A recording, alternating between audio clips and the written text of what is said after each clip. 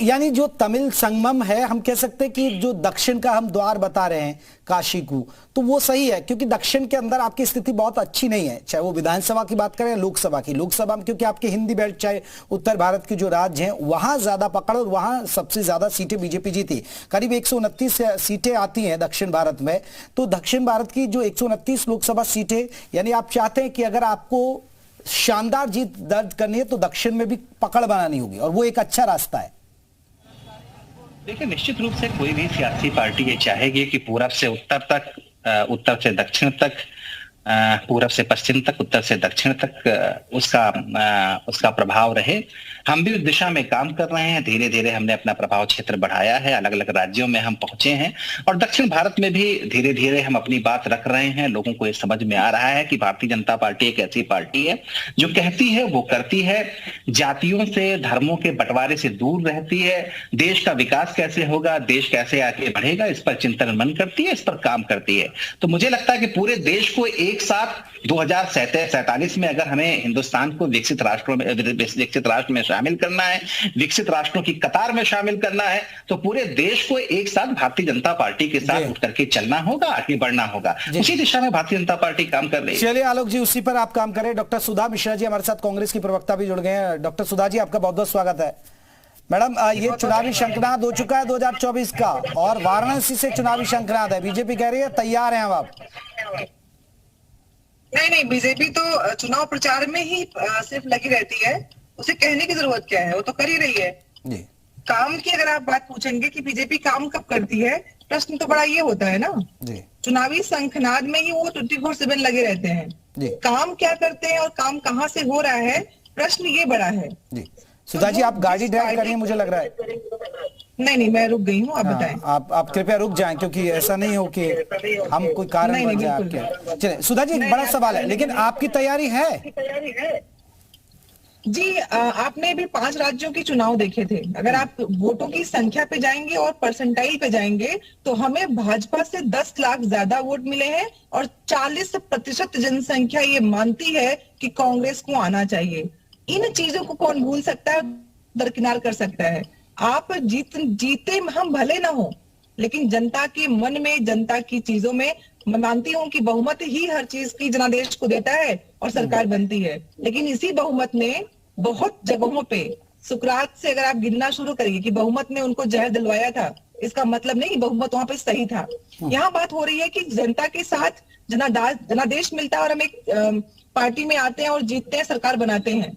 ये लोकतंत्र में एक व्यवस्था बनाई गई है, लेकिन 100% में अगर 40% लोग एक पार्टी को चाह रहे हैं, 42% लोग एक को चाह रहे हैं और बाकी लोग न्यूट्रल हैं, इसका मतलब जनता भाजपा के साथ ही नहीं है। हमारी भी तैयारी उनकी तरह है, हम मात्र डॉक्टर सुधा जी, क्योंकि देखिए तमिल संगमम यहाँ पर कार्यक्रम का आयोजन हो रहा है। बीजेपी की उत्तर भारत में देखिए अच्छी मजबूत स्थिति, आपने भी देखा कई राज्यों में तो आपका खाता तक भी नहीं खुला, जहां बीजेपी ने बहुत जगह ऐसे राज्य हैं और बहुत ज्यादा सीटें जीती जहां आपकी खुद की सरकार थी। चाहे वो राजस्थान की बात करें, मध्य प्रदेश में भी आप भी जीत के आए थे उस समय, लेकिन बाद में ठीक है चीजें बदल गई। छत्तीसगढ़ में भी आप जीत के आए, वहां भी लोकसभा की इन्होंने शानदार जीत दर्ज की।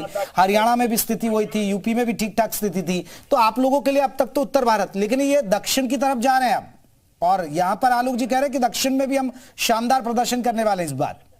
नहीं तो क्यों नहीं कर पाए, प्रश्न तो यही है ना। अगर वो करने वाले हैं तो क्यों कर नहीं पाए। कर्नाटक की बात कर लो, तेलंगाना की बात कर लो, अगर इनको लगता है कि ये कर जाएंगे और कर नहीं पा रहे हैं, दोनों में बहुत अंतर है ना। बात यहाँ पे है कि आप जो जानते हैं उत्तर भारत के लोग, हमारे उत्तर भारत के लोगों में अगर रोजगार की कमी है, शिक्षा की कमी है, उनको जो युवा है उनको चीजें नहीं मिल रही है, तो इन्होंने पकड़ लिया हमारी धार्मिक भावना को।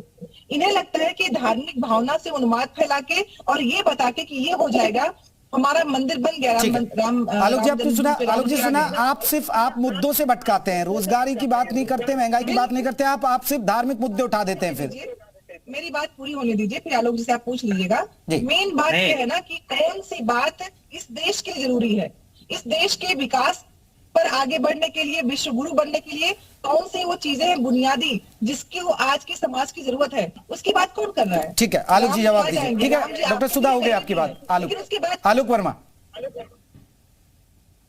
इनसे वही बात मैं कहूंगा कि कोई अपनी ही नजर से तो हमें देखेगा, एक कतरे को समंदर नजर आए, कैसे भारतीय जनता पार्टी क्या कुछ कर रही है, किस तरीके से हमने हालात बदले हैं, परिवर्तन हम लेकर के आए हैं, जो हमारे वादे हैं उस पर हम कितना खरा उतरते हैं। निश्चित रूप से देश की जनता ये जीत रही है। 2014 में हमने शानदार जीत हासिल की, 2019 में हमने शानदार जीत हासिल की और 2024 की तरफ हम बहुत तेजी से बढ़ रहे हैं। तो इसीलिए बढ़ रहे हैं क्योंकि हमने जमीन पर काम करके दिखाया है। 2014 के पहले आपको अच्छी तरीके से मालूम है, जो भी सरकारी योजनाएं होती थी आम लोगों की भलाई के लिए, जो योजनाएं चलाई जाती थी, चाहे वो केंद्र सरकार की हो चाहे राज्य सरकार की हो, बिचौलिए उस योजनाओं को पूरी तरीके से गपत कर जाते थे। कांग्रेस के साथी हमारे अच्छी तरीके से जानते हैं, आपको भी बताने की जरूरत नहीं है। आज की हमारी सरकार में जमीन में आज भी, अरे अब आप तो मैं सुन रहा था, बीच में टोक नहीं रहा था। सुनिए मत, आप लोग झूठ सुने, कम से कम अरे सुनेगी तो समझेंगी, और समझेंगी तो जीत का रास्ता बनाएंगी। आपके समझ में नहीं आएगा जीत क्यों हो रही है भारतीय जनता पार्टी की। आपको जनादेश समझ में नहीं आएगा। आप मुगालते में रहिए,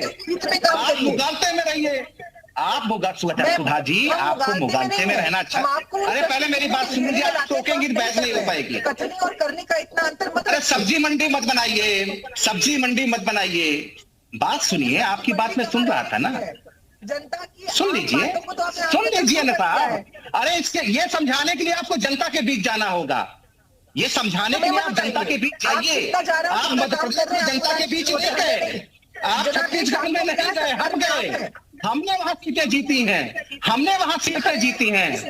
सुन लीजिए जरा सुन लीजिए ना साहब। आपको जिताने के लिए जनता का उद्देश्य था कि आप कुछ काम करें।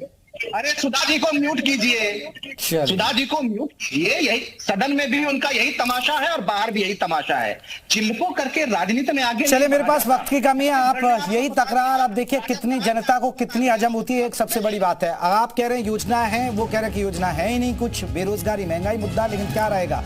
क्योंकि दक्षिण के अंदर बात करें, तेलंगाना की में जरूर बीजेपी ने 4 सीटें जीती, लेकिन आंध्र प्रदेश में स्थिति, तमिलनाडु में अंदर बहुत ज्यादा स्थिति बीजेपी की ठीक नहीं रही है। हो सकता है इससे कुछ फायदा हो। एक छोटे